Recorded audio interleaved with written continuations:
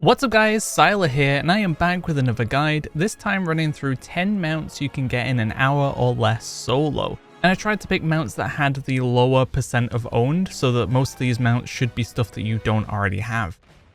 The first one up we're going to talk about is pretty straightforward nowadays, that is the Slime Serpent, and what this requires you to do is the Plaguefall dungeon found in Shadowlands in Maldraxxus, and it requires you to do that dungeon solo, which is great for this video, on Heroic or Mythic. So you can go in there on Heroic as a level 70 character with okay gear, you should have pretty much no problems with this. The only real criteria is you have to kill every boss. So you can skip the trash, no problem, but you do need to make sure you're killing all 4 of the bosses. If you're level 70, you shouldn't really need to worry about any of the mechanics or anything like that. I would get yourself a little bit of gear just to make it as smooth as possible, but you should have no problems. You just go through, you kill each of the bosses. Once you've killed the 4th boss, you'll walk back towards where you initially dropped down. On the right hand side will be a teleporter that we can click. You'll click that, that'll take you up to the upper section where we thought the 3rd boss. You'll walk forward a bit, and in the slime on the left hand side will now be the Slime Serpent. You walk over to it, you click on it, and that will get you the mount directly in your log. You're not going to get an item, instead it's just going to automatically learn the mount for you, and you'll have the first mount on this list. The next mount we're going to talk about is from Warlords of Draenor, and that is the Domesticated Razorback, which unfortunately means it's a boar mount that doesn't look too great, but it is going to get you an exalted reputation too. I don't think many people realize that this rep is extremely quick to do, and that is going to be the Steam Wheeldle Preservation Society. So what we're going to get is a character that can head into Warlords of Draenor. It doesn't need to have really done anything, it just needs to be able to access Warlords of Draenor, which pretty much everyone can. We're going to head over there, and we're going to head to Nagrand. And what we're going to do is go to the very back side of Nagrand where the uninstanced version of Highmaul is. And what we're going to do is fly into there, and you're just going to run around killing the ogres. Prioritize the elite ogres as much as possible. These do spawn fairly quickly, but you can basically clear out the full area in about 5 minutes. And for 2 laps of this, so 10 minutes worth of time, I was able to get enough of these Highmaul relics and these Gorian artifact fragments to hand in for over 10,000 reputation. So if we do a bit of math, you should be getting about 12-ish K per 10 minutes. If we do 40 minutes worth of farming, you should have about 48k, and we only need 42k to go from neutral all the way up to exalted, so you should be able to do this in no time at all. Now, the other part is you will need to be able to purchase the mount once you're exalted, and for that you'll need, I think, 5,000 gold and 5,000 Apexis crystals. But we can technically get those Apexis crystals in the 20 minutes we've got left as well. Now this becomes way easier if you've unlocked Tanan Jungle on your character and you've done all of that stuff, because the Tanan Jungle dailies give like 1,000 to 2,000 Apexis crystals for getting those done, and those will take you a few minutes on a level 70 character. However, if you don't have Tanan Jungle done, one thing I would recommend is killing Doomlord Kazak, who's found in Tanan. Killing him will give you 1,000 Apexis crystals, that's already 1/5 of the way there, and that'll take you about 2 minutes. The next option is to do your garrison assaults. If you've got a level 2 garrison or level 3, you'll be able to head to your garrison and you'll be able to pick up one of these missives. The missive for Alliance that I would recommend is the Pillar of Fate, and the one I'd recommend for Horde is the Magnarok, I think it's called. And these are very quick to do. It took me about 3 minutes, 3 to 4 minutes to fly there, complete the objective and fly back, and that awards 800 Apexis crystals. Now the roadblock here though is it will cost 200 resources, garrison resources, to be able to purchase one of these missives. One way of getting around that though is there is an item you can purchase on the auction house for about 5,000 gold called the Huge Ogre Cache, which will give you 1,000 garrison resources. Also, while you were farming the ogres previously in Highmaul, you would have seen these elite ogres, and killing those would have given you about 100 to 200 resources as well. So you should have enough resources anyway to get this done, but just in case you don't, then you do have that option as well. If you don't have a garrison at all and you refuse to get one, fair enough. What we could also do is head into Tanan Jungle, and right near where we killed Doomlord Kazak on the right, there's going to be a bunch of elite mobs that we can kill, and doing laps of these, each one should give you about 10 to 20 Apexis crystals per kill. This is going to be a bit slower and we'll push more towards that kind of hour and a little bit over, but about 20 minutes of farming should get you close to that 5k that we need. Either way though, tons of ways to get Apexis crystals depending on your kind of progression within Warlords of Draenor, and it should be achievable by most people who have not even kind of done any content there at all. One final thing to touch on with gaining the Steam Wheeldle Preservation Society reputation is also there will be these named mobs within the zone, and killing these will give you an item that gives 500 reputation per hand in. So if you do see those as you're flying around, definitely worth killing. And there will also be these caches as well that if you see those, loot those because those will have a chance of having the rep items in as well. We're close to the first goal of 85k subscribers. When we hit that, I'll be giving away 3 store mounts, and if you win, you'll be able to pick a mount of your choice from the store. Also, when we hit 100k subscribers, I'll be releasing my spreadsheet that has 400 of the easiest mounts to obtain in the game and information on how to obtain them, so look forward to that. The next mount up for us to talk about will be the Colossal Ebonclaw Mawrat, and this is going to assume you've already unlocked Torghast within Shadowlands. If you haven't, it will add a little bit of extra time on because you're going to have to go through a Covenant campaign to the point where you're sent back to Oribos, you speak to Bolvar, you'll be sent to the Maw to unlock Torghast. This won't take a ton of time, but it may push you a little bit past that 1 hour threshold, so I'm just going to assume you've already unlocked Torghast. What you'll want to do to get this mount is head inside Torghast, and on the right hand side, the very first portal will be the Jailer's Gauntlet. You'll go into the portal and you'll get to pick a layer. Initially, you'll only be able to select layer 1, and you'll go inside and you'll just have a room where kind of mobs will come at you. There'll be portals, you'll keep clearing out the portals until everything is dead, and you'll just be picking up powers. Obviously, just pick up stuff that's going to increase your power as much as possible. As a level 70 character with OK gear, you should be completely fine though, because every power you get is going to really ramp up the damage you're able to do. Also, don't forget about your Covenant ability too. If you're one of the Covenants, make sure that's on your bar because you're going to get perks that are going to make that extremely powerful while you're in here. And from here, it's just a case of clearing out the portals. Mobs will keep coming, you'll kill them all, you move to the next floor, you'll keep repeating that until we get to the last floor, you'll kill the boss, and that will be layer 1 done. Now for me, I think it skipped me from layer 1 to level 3, or from level 2 to level 4, I can't remember which way around it was. But either way, these were taking me about 10 to 15 minutes to do per layer, so even if you have to go through all 4, that should take you no more than an hour to get done. But go through all floors and you will get your mount in your mount collection. It won't be an item, it'll just go straight into your collection. The next mount up to talk about is going to be the Temperamental Skyclaw. This is a mount added in Dragonflight, and to obtain this we need to firstly get our hands on 3 different types of meat and 20 each of those meat. The first meat up will be Flash Frozen Meat, which we'll get from Snowhide Knolls found just north of Camp Nowhere in Azurspan. The next meat we need is Tuskar Jerker, and we'll get this drop from Darktooth Knolls, which we'll find kind of southwest of Camp Antonidus. So there'll be a Gnoll camp there. You can kill the Gnolls and you'll get your hands on Tuskar Jerker. And finally will be Nolan's House Special. Just west of where we're farming the Jerker, you'll find another Gnoll kind of base. And just on the south kind of part of this, you'll find Stormfang named mobs. You want to be killing these because these will have the chance of the Nolan's House Special. Alternatively though, these are all purchasable on the auction house, so if you do a bit of farming and you're like, I don't want to farm, you can go to the auction house and pick these up for around 50 to 500 gold depending on the type of meat. Once we have all the needed meat, the next step is to find Zon Woggy, who'll be in Free Falls Lookout within Azurspan. This is kind of northwest of the zone. You'll head over there, you'll head to Three Falls, he'll be stood there with the Temperamental Skyclaw kind of next to him. You'll speak to him, you'll give him the meat, and then the mount will be yours. As easy as that. The next mount to quickly touch on is going to be the Dracthyr's racial mounts, which are the Vorquin. You'll get 8 of these for having a Dracthyr, so if you've not made one yet, I definitely would recommend it because this is a big chunk of mounts you can get for the time investment.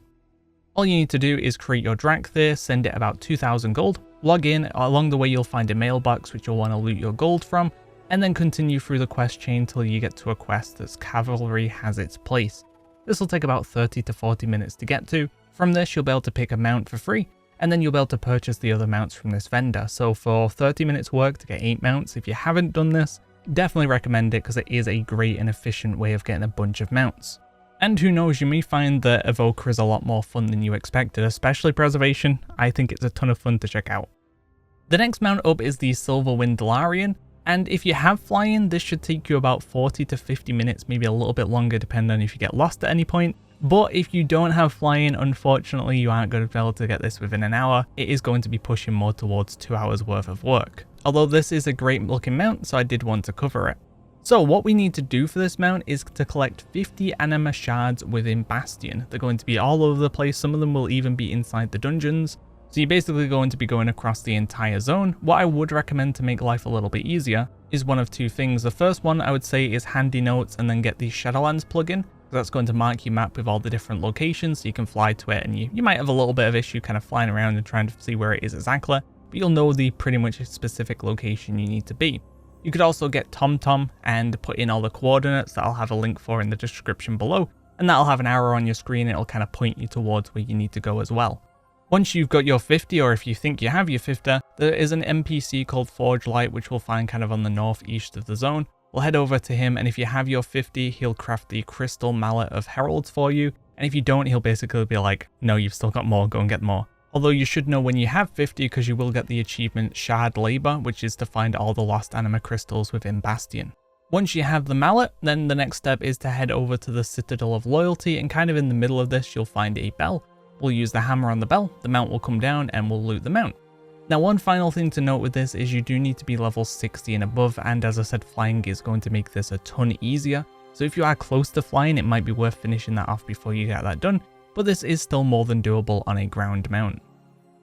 The next mount up to talk about is the Magmashell, and this is a very easy mount to pick up. It was added in Dragonflight, and all you need to do for this is get your hands on an empty Magmashell, which you can either purchase from the auction house for about 1,000 to 3,000 gold, or within the Waking Shores we'll find these lava snails, lava slugs, lava slurpers, and all of these are going to have a pretty decent chance for dropping the empty Magmashell as well. So just go out there, keep culling down the snails until you get a drop, or you can just grab it from the auction house if you do want to save a bit of time.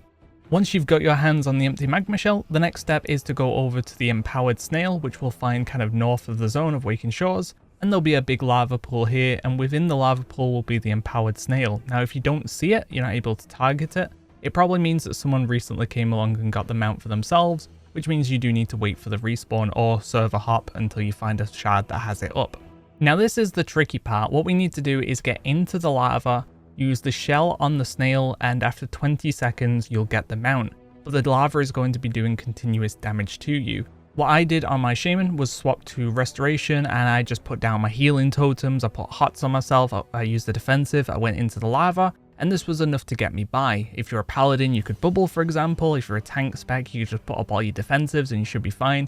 Either way, you need to find a way to be able to reduce damage or heal yourself consistently while you're doing that 20-second channel. As while the channel is active, you're not going to be able to do anything, so you need to do these things before you begin the channel. A couple of alternatives if you're struggling is, one, you could just get someone to help you, someone who can come in and heal you or keep you alive in some way, shape or form. Or alternatively, there is the Everlasting Horn of Lava Swimming, which will keep you alive, you'll take no damage. The downside is this is a once a day attempt while doing the Siege of Dragonbane Keep per character, so you're not going to have a good way of obtaining this, but if you already have it, you can use it. But either way, find a way to survive in the lava for that 20 seconds while you do the channel, and you will get yourself the Magmashell. The next mount up for us to talk about will be the Swift Gloomhoof, and to obtain this we have to go through some kind of hidden items and do some quest chains.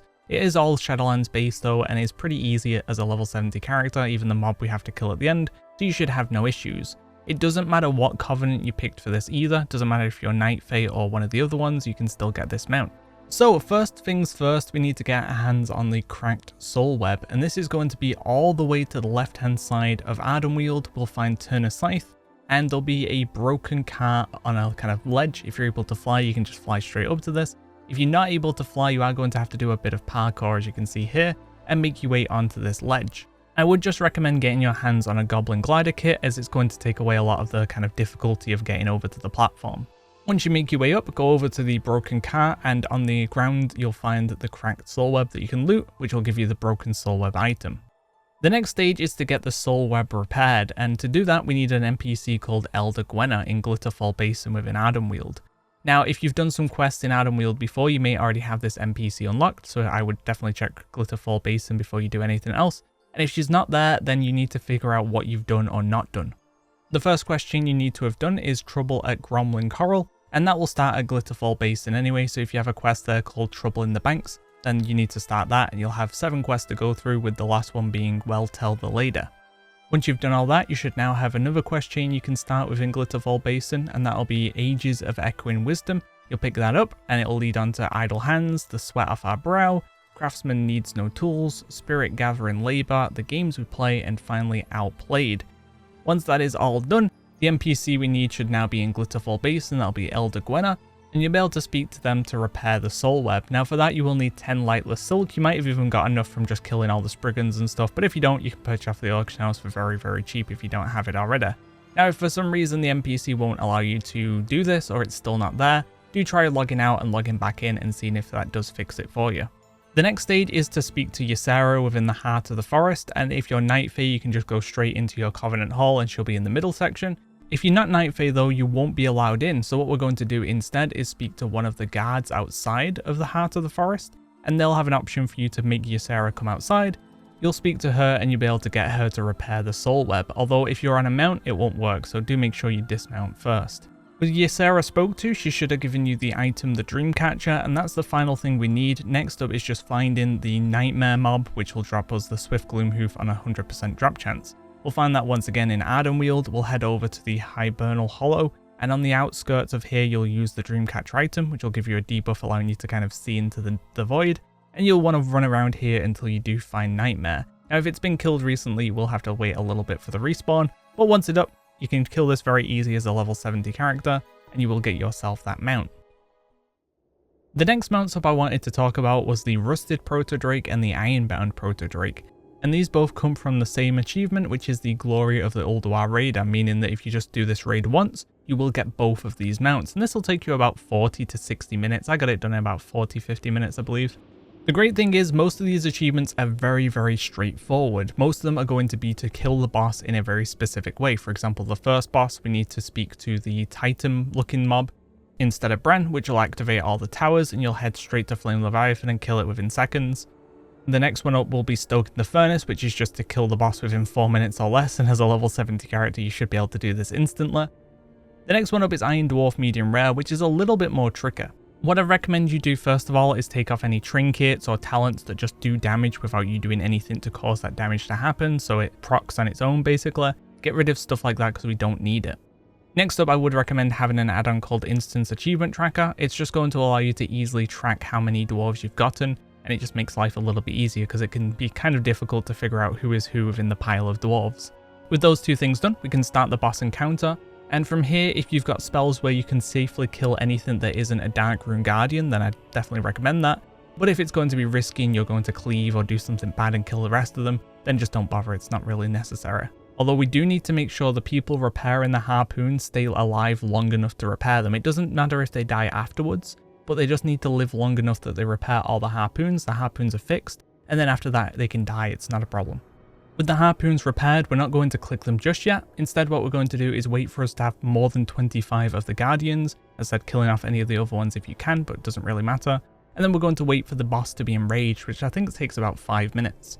Once the boss is enraged and you're confident you've got enough Guardians, then we can use all the 4 harpoons. It'll pull down the boss, and then the boss will eventually become unstunned and do a breath, and you want to be kind of stood in front of the boss where the breath is going to happen. It'll kill off the mobs, and then the boss will leave again. Now make sure you don't do any damage during this period because you'll very easily kill the boss. We just need to kind of stand there and wait. And if you don't get enough done, no problem. What you can do now is just run off the edge, jump off, and it'll reset the fight and you can go again. I'd imagine you would have got some done. And the nice part about this achievement is any you've got done now will count towards the next attempt. So say you got 15 done out of 25. When you do the boss again, you'll start at 15 and you only need 10 more now. The next one that's going to be a bit tricky is Heartbreaker.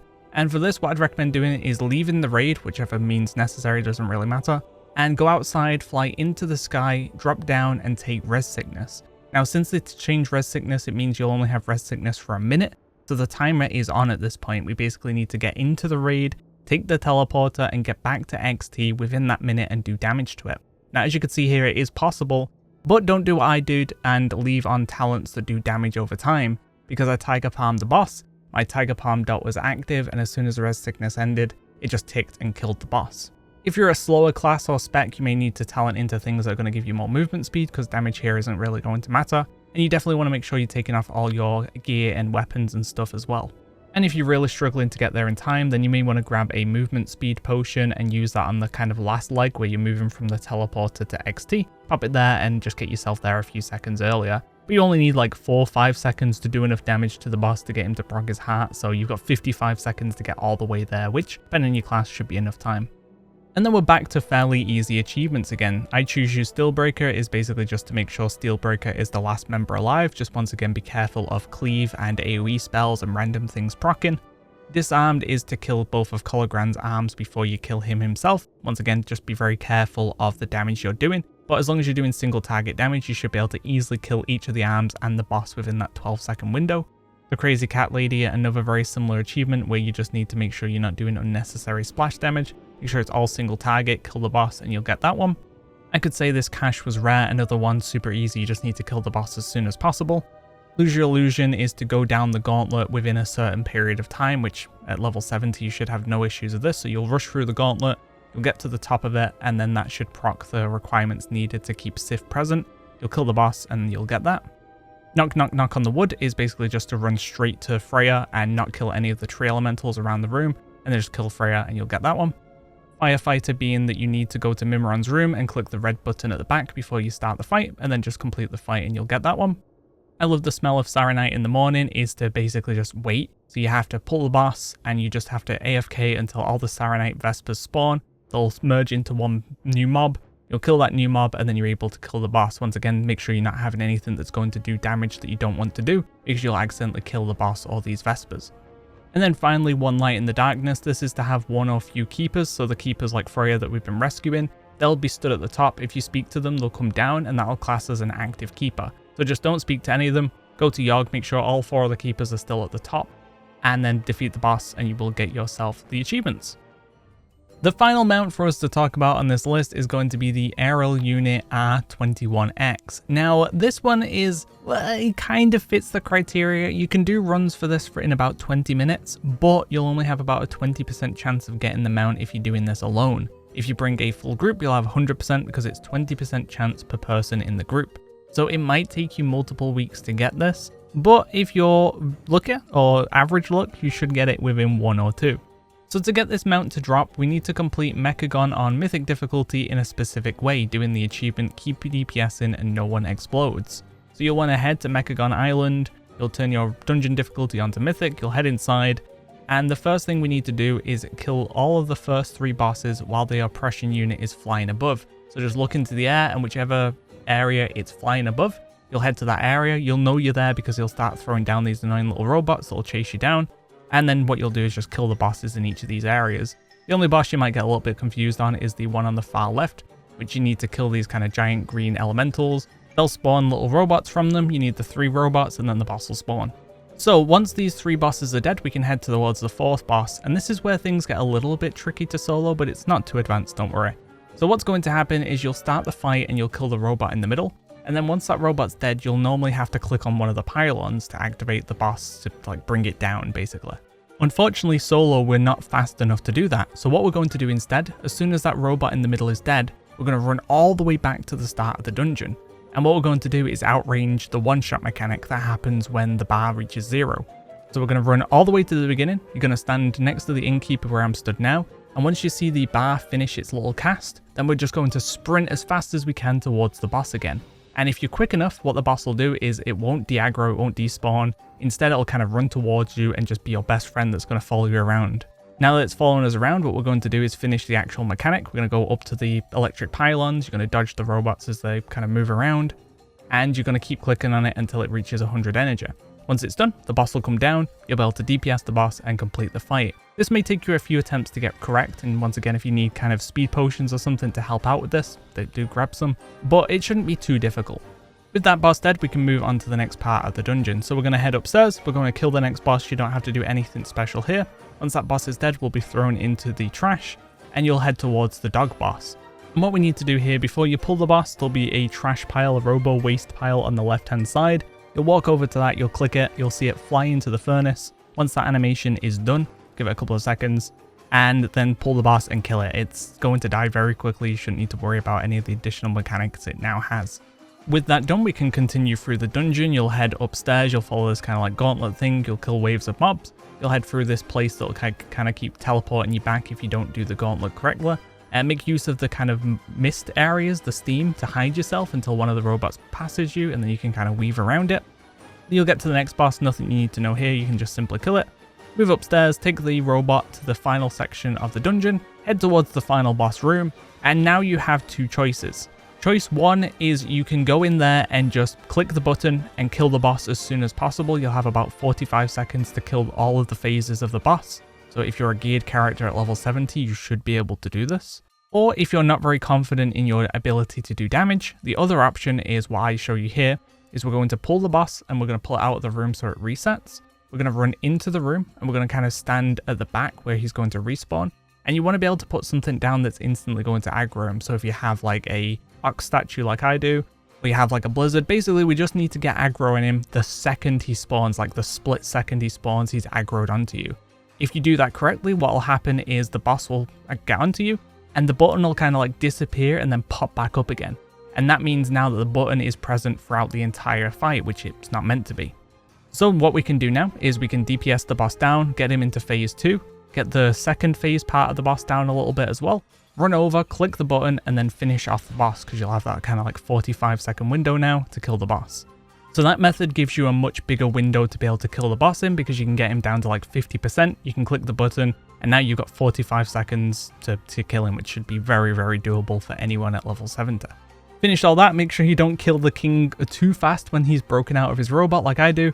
And now you'll be able to loot him and you'll have a chance of that mount, a quite high chance, so you should be able to get this one fairly quickly. So that brings us to the end of these 10 mounts you can get in an hour or less. Hopefully the ones included in this video were a little bit more unique and interesting, and hopefully you've got some new mounts to add to your collection. Outside of that, look out for more videos coming soon. Thanks for watching guys, see ya.